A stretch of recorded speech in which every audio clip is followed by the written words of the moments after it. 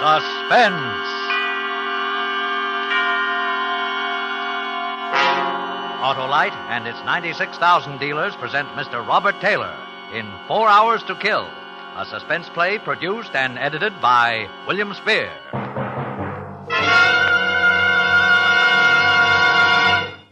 Oh, there, Mr. Wilcox. I am J. Hamhock Macbeth of the Legitimate Theater. I've just been signed to announce a new show. Relax. Okay, let's hear you do something with famous Autolite resistor spark plugs. Of course, I might begin thusly. To be or not to be, that is the question. No. The only question is how soon Autolite resistor spark plugs will be demonstrating their advantages to every car owner in the land. But You see, my friend, Autolite resistor spark plugs with their exclusive built-in 10,000 ohm Autolite resistor let your engine idle smoother, give better performance on leaner gas mixtures, actually save you gas. What's more, Autolite resistor spark plugs have 200% longer electrode life. Cut down spark plug interference with radio and television. So see your friendly Autolite dealer and have him install a set of the new Autolite resistor spark plugs in your car. Remember, you're always right with Autolite. And now, with 4 Hours to Kill and the performance of Mr. Robert Taylor, Autolite hopes once again to keep you in suspense. So you want to know what's the matter, what's wrong with me? Okay, sit down on that bench over there. Make yourself comfortable, because this takes a while to tell, and I want to get it all off my chest. You know, now that it's over, I can look back and see everything in perspective. Clear back to the days when my brother Walter and I were kids in Vermont. And I can see now that my life's divided into two halves. The first 34 years and the last 4 hours. Yeah, 4 hours ago, I was standing at the big front door of the Bachelor's Club, on my way up to see Walter for the first time in 5 years. I knew it was going to be tough, but things had changed since the last time we were together. Walt had arrived now. He was the kind of New York lawyer who divides his time between the front page and the society section. I was just still a newspaper bum. The competition between us was over, and I was hoping that now, with the numbers up on the scoreboard for everyone to see, Walter might let down a little. Decide he could afford to call off whatever it was that had set us at each other's throats from the beginning. Anyway, that's what I hoped. As I said, I knew it would be tough. Asking Walter for anything was always tough. Well, I finally swallowed what pride I had left and walked into the lobby. At the desk next to the stairway, the clerk was in a huddle with a bellboy. Well, for the love of Pete, what is the guy expect? It's one of those clubs where you're supposed to put a call through the desk before going upstairs. I stood around waiting for a minute, then figured it might be better if Walter didn't know I was coming, so I walked past them. They didn't even see me. The guy nails me, blows higher than a kite because I ain't there with all 7 courses. So I say to myself, okay, so the guy's got a load of martinis. Well, you know, I'd call him for you, but his phone's tied up. Well, I'll tell you one thing, Larry. Starting tomorrow, someone else is going to take care of Walter. So it was Walter, with a load of martinis. I should have stopped right then, turned around, and walked out. It's my exit cue. But I muffed it. Well, nothing can change that now. Anyway, I walked on up to the second floor and down the hall to 206.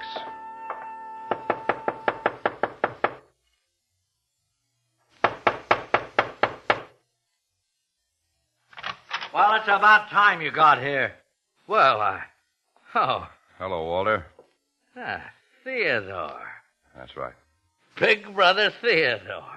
Well, come on in. You're just in time for dinner. The boy will be up in a minute. No, thanks, Walter. I haven't got too much time. Huh? You mean you're turning down a free meal? Oh, look, let's forget that stuff, shall we? We're grown up now. There's no point. Sure. Now, sit down. No, I won't be too long. Huh? Tell me, Ted, how are things on the paper in Buffalo? Okay, I guess. I quit yesterday. Oh, you quit? Yeah. Not fired. You quit. That's what I said. So, now you're out of a job, and you figure that Wait a minute, Walter. Let me tell you all of it. There's a guy I met in the service, Dan Allenby. He's down in Florida now, Fort Lauderdale. Look, here's a letter I got from him. Oh. He's buying a paper there, a little country sheet, 8 pages, twice a week. Uh-huh. He wants me to go in with him. It's nothing big, Walter, but it's the kind of thing I've been looking for years. We can do something down there. The place is growing. We can double the circulation in 6 months. Dan's got all kinds of ideas, and so have I. He says that... What's the matter? What's so funny? You. I don't get it. All right, how much, Ted? Well, the price was $10,000. I'll need half of it. $5,000. That's right. Same song, 82nd verse. I'm not begging, Walter. Oh, what is it, then? I'm asking you for a loan. I'll sign a note. Well, what about it? What happened to your pride, Ted? I thought we agreed to forget I all... didn't agree to anything. You've not only lost what pride you had, you haven't even got any good sense. Okay, Walter. That answers my question. It's good for a laugh, though. Big brother Theodore crawling up on his belly to... Shut up, Walter. $5,000. You thought I just... I said shut up. Over. Hey, let go of me. I've had all of you I'm going to take. You hear that, Walter? I've had all... Let go of me. Okay, Walter. Okay. You've had that coming for a long time, Walter. Yeah, you're right. I was stupid, thinking you'd... Now, get up. Come on, Walter, get up. I won't bother you anymore. Walter. Walter.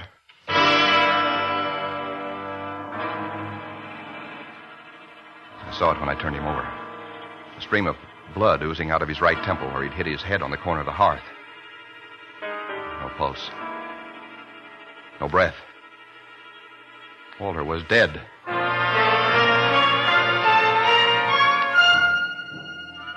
In a spot like that, you don't think. You move. No one knew I was in New York.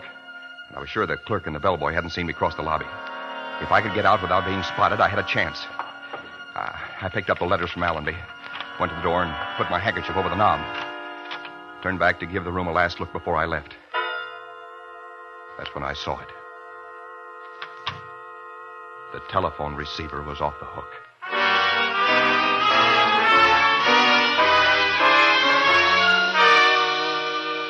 I remember I looked down at it like it was a poisonous snake or something. Started to hang it up, then changed my mind. Hello? Walter? Yeah, this is Walter. Really? Sorry I kept you waiting so Wait long. a minute. Let's have an understanding right now. When I want a good newspaper man, I'll call you. When I want impersonations, I'll go see the floor show at Leon and Eddie's. Now, why don't you call your brother and tell him I'm getting tired of holding this telephone? Oh, who'll I say is calling? He knows. I made that pretty clear just before you barged into his apartment. What makes you think I barged in? Just a guess. Am I warm? Not very. From this end, the dialogue sounded more like a Donnybrook than a pink tea. Well, look, let's not go Don't into... apologize, Theodore. Walter's a Class A heel. He had it coming. Now, go pick him up off the floor or wherever you left him and bring him to the phone. Well, he's out of the apartment right now. Why don't you just give me your name and number, and He already has it. I gave it to him a year ago in a moment of weakness. Tell him I'll call him back in an hour or so when he's better able to talk. Hold it a minute. You dinner, Mr. Pomeroy? Listen, Walter won't be back till late tonight. You'd better call him at his office in the morning. You got that? Yes, but he wanted... Mr. Pomeroy? If I'd had any sense, I'd have given up right then with the bellboy pounding on the door, with that girl on the phone who could send me to the chair with a word. But as I said, in a spot like that, you don't think. Something else takes over. You win there, Mr. Pomeroy? I had to get my hands on that girl. I knew he'd have her number written down somewhere. There was nothing on the telephone stand. Nothing in the drawers but a couple of bridge score pads and some other junk. I wiped the knobs of the handkerchief and turned back to Walter, began searching his pockets. The bellboy was wrapping some keys outside when I found it. A little brown, leather-covered book with some names and numbers in it. I jumped toward the door, slid behind it just as it opened. Mr. Pomeroy, I knocked and I thought... Holy cow! Larry! Larry! Larry! The minute he turned the corner, I took off for the back stairway. The pack was beginning to howl up front when I left by the rear door. Still unseen, safe. Except for that girl.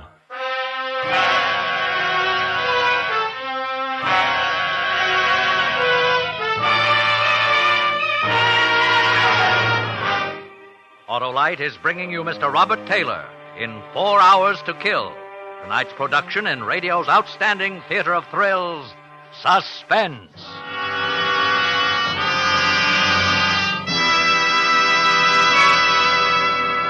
See here, Wilcox, you must let me try again. Okay, Ham Hock, you're on. Something from Richard, perhaps. I was great as Richard III. Now is the winter of our discontent made glorious summer by... Autolite resistor spark plugs? Now you're cooking, my boy, because Autolite resistor spark plugs do get you started faster when it's cold. They let your engine idle smoother, run better on leaner gas mixtures, actually save you gas. The quality of mercy is not strained. And neither is the quality of Autolite resistor spark plugs. With their exclusive built-in 10,000 ohm Autolite resistor, Autolite resistor spark plugs give 200% longer electrode life. Reduce spark plug interference with radio and television. Is this a dagger which I see before me? Could be. And the answer to your visibility problems, chum, is Autolite Bullseye Sealed Beam Headlights. A horse, my kingdom. For a horse? Oh, you'll never feel that way, pal, if your car's equipped with wide-gap Autolite resistor spark plugs. So see your friendly Autolite dealer and have him install a set of those wide-gap Autolite resistor spark plugs in your car. Remember, you're always right with Autolite. And now Autolite brings back to our Hollywood soundstage our star, Robert Taylor, in 4 Hours to Kill, a tale well calculated to keep you in suspense.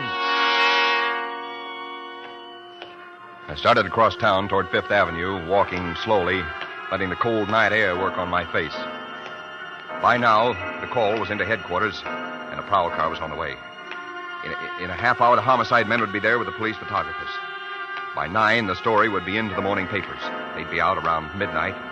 Walter was front-page stuff.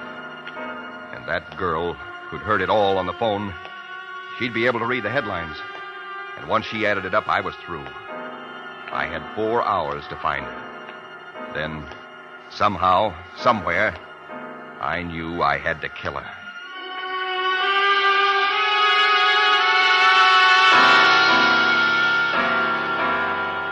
I found a phone booth in a Fifth Avenue drugstore and took out the memo book. He'd scribbled first names and phone numbers on 4 or 5 pages. The rest of it was blank. No addresses, nothing else to go on. About a dozen of them belonged to women. So I started on number 1. Anna Lee had a Murray Hill number.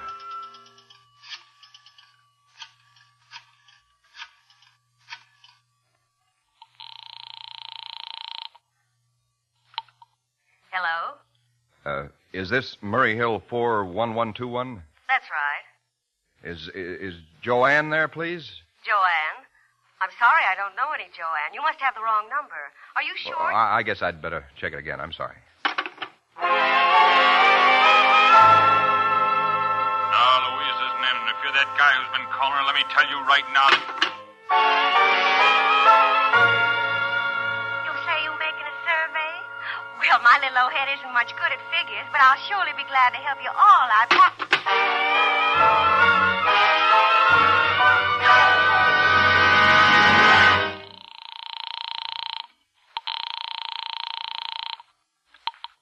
Hello. Is this Maxine? That's right. Who's this? Didn't I talk to you a little while ago? Who? Oh. Don't tell me it's Theodore. Make it Ted, will you? Oh, we're real friendly now. Well, I hope so. I see. And you make a habit of hanging up in people's faces? We were cut off, Angel, and you were so snide about giving me your name, I couldn't call you back. Mm-hmm. So you went out and bought yourself a crystal ball? and when you... No. I just called up every girl in Walter's telephone index until you answered. Why'd you do that? Because I want to see if the girl is as nice as the voice. How do you blush over the phone? Look, why don't you save us both a lot of trouble by telling me where I can meet you? I'd rather keep it this way. I can be pretty persistent. I can be pretty stubborn. One Pomeroy is about all I can cope with at a time.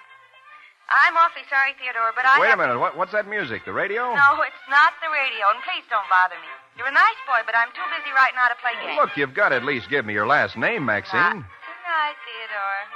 Some other time. But wait. I'm sorry, pal. You forced me to do this. Maxine, wait a minute. Yeah,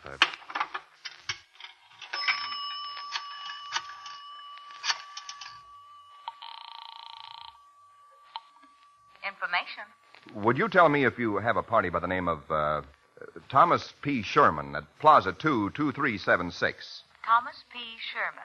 Sherman. That's right. Plaza 22376. One moment, please. I looked at my watch. 9 o'clock. I could close my eyes and see that hotel room now. Jammed with the boys from the police beat, crowding around the medical examiner, grabbing for the phone, shooting questions at the lieutenant in charge. Hello, sir. Yes? We have no record of a Thomas P. Sherman at Plaza 22376. Oh, well, who is listed at that number? I'm sorry, sir. We do not give that information. What about the address of the number? I'm sorry, sir. We do Look, not... I've got to have it, operator. It's very urgent. One moment. I'll connect you with the supervisor. No, skip it. I started to get panicky then. Got a lot of wild ideas about running, grabbing the next plane for anywhere. But I fought it down. I'd been a reporter long enough to know what happens to guys who run. I had to get that girl. I had to. Yeah? You through with a phone? Yeah, go ahead. Oh, thanks, pal. I gotta get a hold of the little woman, you know. The more I explain to her now, the less I'll have to do when I do get home. Boy, they're sure going all out in that Legion parade, ain't they? Yeah.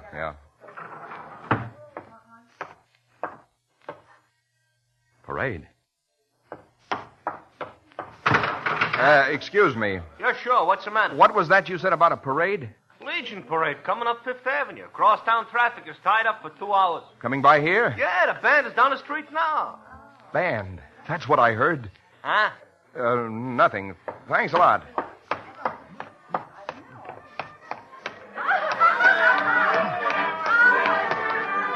Crowds were lining the curbs outside. Down the avenue, somewhere around 78th Street, I could hear the band at the head of the parade, marching toward us. The same band I'd heard over her telephone, passing so close it almost covered her voice. She was on a low floor, next to the street, and the band had passed her at exactly 1 minute to 9. I remembered looking at my watch. I stood there and waited for the band. It was a wild idea, but I had a feeling if I figured it carefully, I could come pretty close. I walked the block with the band, then another one to make sure. It took them 1 minute and 20 seconds to cover a block.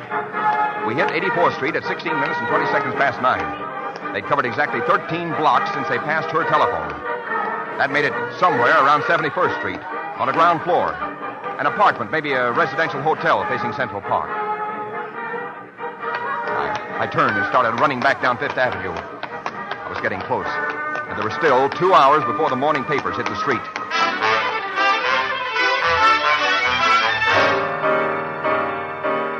In the next hour and a half, I checked Fifth Avenue for 2 blocks on either side of 71st, going over nameplates and apartment doorways. There were 2 Maxines. I talked to one on the house phone. She must have been 70. And met the other one face to face, a hatchet-faced character who didn't appreciate being gotten out of bed by a drunk who had the wrong apartment.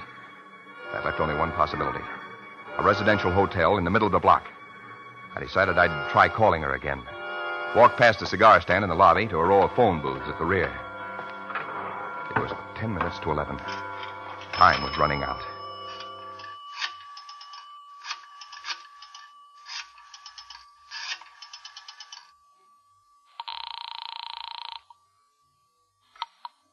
Hello. Hello, Maxine? Here we go again. What is it this time, Theodore? Well, I'm still trying to wear you down. Because you like my voice. Right. You think I'm charming. Practically irresistible. Right. And another thing. What? I think you live in the Grayson Arms on Fifth Avenue. Wrong. I live on the other side of town. Wait now. Be honest with me, Angel. Now, hold it a second, will you? She was lying. She knew what it was all about and was playing with me. The panic came back. I looked across the marble floor of the lobby toward the cigar stand. A customer was standing there. A girl had appeared behind the counter to wait on him. Then he left and another guy came in. My heart stopped. It was the distributor with a bundle of morning papers. Hi, Eddie. Hiya. Bob ready to fold? Mm-hmm. Leave him on the counter. Okay. Night. Night. My mind was paralyzed. It didn't sink in. Not even when I saw the girl turn away and pick up the phone. Now, let's see. Where were we, Theodore? You were stringing me along about living on the other side of town. Listen, Maxine, you've got to... Hello? Ted, are you there? Yeah. Sorry. Maxine, have you got the time? Oh, just a second. I saw the girl put down the phone, hold her watch up toward the light. It's 5 to 11. When are you through work? Right now. Wait. How'd you know I was working? Stay put for a minute, and I'll tell you. Ted. Ted, what do you mean, stay put a minute? Hello. I'll be right with you, sir. Hang on, Ted. Yes, sir. Package of those, huh? Yes, sir. $18.25. Thanks. Anything else? That's up to you. Oh, now look. Wait a Ted. minute. I told you I was the persistent type. Why? You're Ted. Disappointed? Oh, not exactly. How did you find I was calling from the booth over there. But how did you find this place? My crystal ball. Oh, you ought to get yourself a booth at the county fair. You'd make a fortune. It's only a sideline. Do you really live across town? Worst-looking brownstone on 75th. But it's home. Good, then I can walk you home. Walter won't like this. He won't mind. Okay, Theodore, I'm whipped. Let me lock up and get my things. I'll be with you in a minute. I waited while she shut things down, threw a tweed coat over her shoulders, put a blue felt hat with a feather in it on the back of her head. The face matched the voice. Dark hair, wide-set blue eyes with laugh wrinkles at the corners. I wasn't thinking about that then. I was thinking what a break it was she lived across town on the other side of Central Park. Ted, Huh? mind if I mention something? No, go ahead. We're going the wrong way. Main path across the park's down there. Yeah, I know. I just don't want to meet any cops. The park's closed after nightfall, you know. You don't mind? No? I don't mind. At the last minute, she grabbed a paper off the pile, folded it, and stuck it in her pocket without looking at it. We turned into a dark byway. She moved closer and took my arm.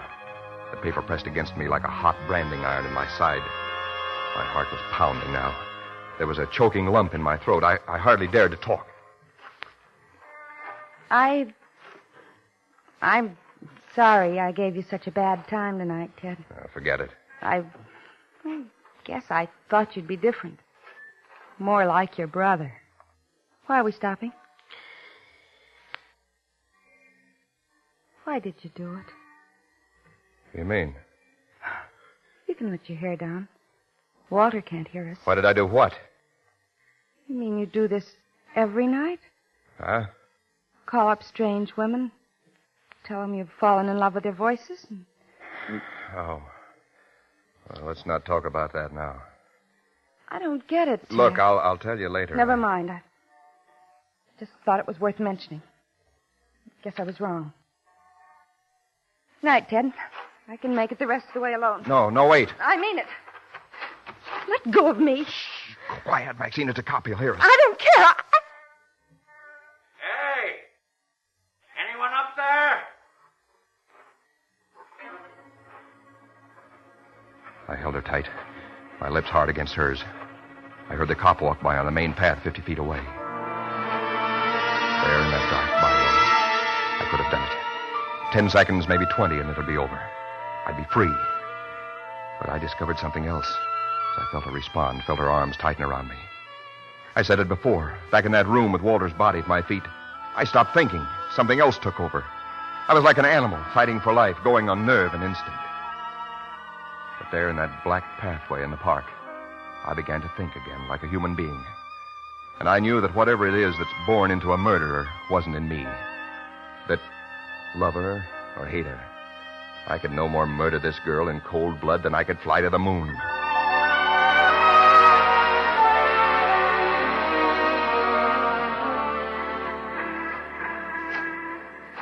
Well, here's the 8th Avenue entrance.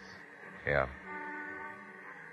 Why don't you tell me, Ted? Something's tearing you to pieces. I can see it. Okay.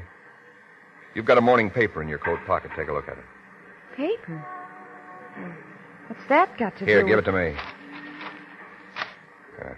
Page 1. I knew it. Lawyer attacked in city apartment.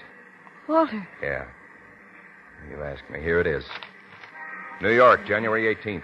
Bruised and bleeding after an attack by a mysterious visitor into his rooms at the Bachelor's Club early last night. Walter Pomeroy... Wait a minute. Go on. Walter Pomeroy, noted criminal lawyer, still refused to disclose the identity of his assailant.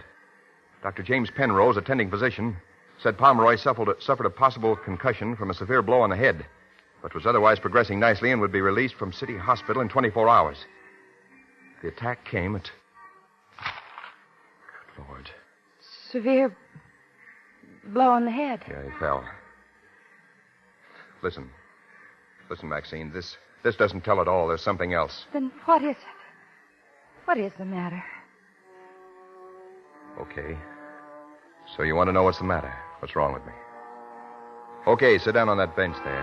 Make yourself comfortable because this takes a while to tell.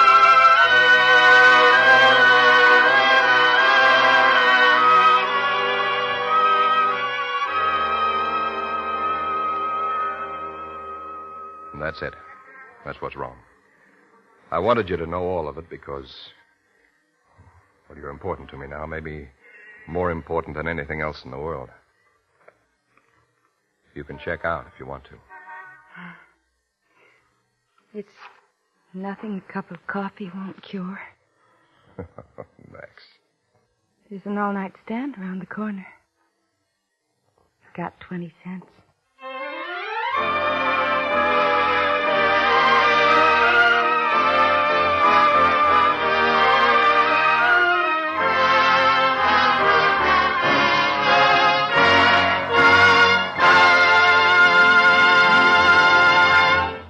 Suspense, presented by Autolite. Tonight's star, Robert Taylor. Ah, Wilcox, shall we do another sterling performance? I believe we rate at least 10 curtain calls. Ham Hock, old boy, if you think we're good, just wait till you try Autolite resistor spark plugs. They're the unbeatable performers of the spark plug field. And they're only one of more than 400 products made by Autolite for cars, trucks, planes, and boats in 28 plants coast to coast. These include complete electrical systems used as original equipment in many makes of America's finest cars. Batteries, spark plugs, generators, coils, distributors, starting motors, and bullseye seal beam headlights. All engineered to fit together perfectly, work together perfectly because they're a perfect team. So don't accept electrical parts supposed to be as good. Ask for and insist on Autolite original factory parts at your neighborhood service station, car dealer, garage, or repair shop. Remember, you're always right with Autolite.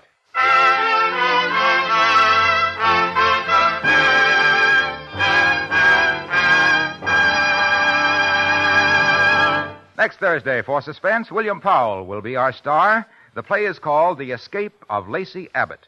And it is, as we say, A tale well calculated to keep you in suspense.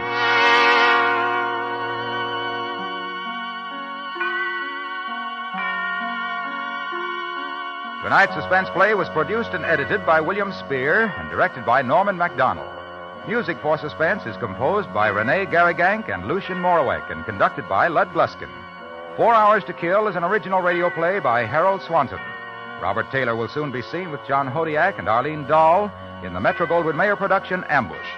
In the coming weeks, you will hear such stars as Ozzie and Harriet Nelson and Rosalind Russell. And don't forget, next Thursday, same time, Autolite will present Suspense, starring William Powell.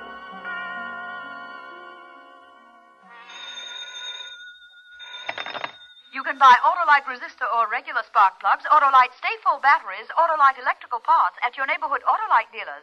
Switch to Autolite. Good night. 1,600,000 men still wear the uniform of the Army, Navy, Marines, and Air Force. It's good to know that the USO extends them a friendly welcome no matter where they are stationed. This is CBS, the Columbia Broadcasting System.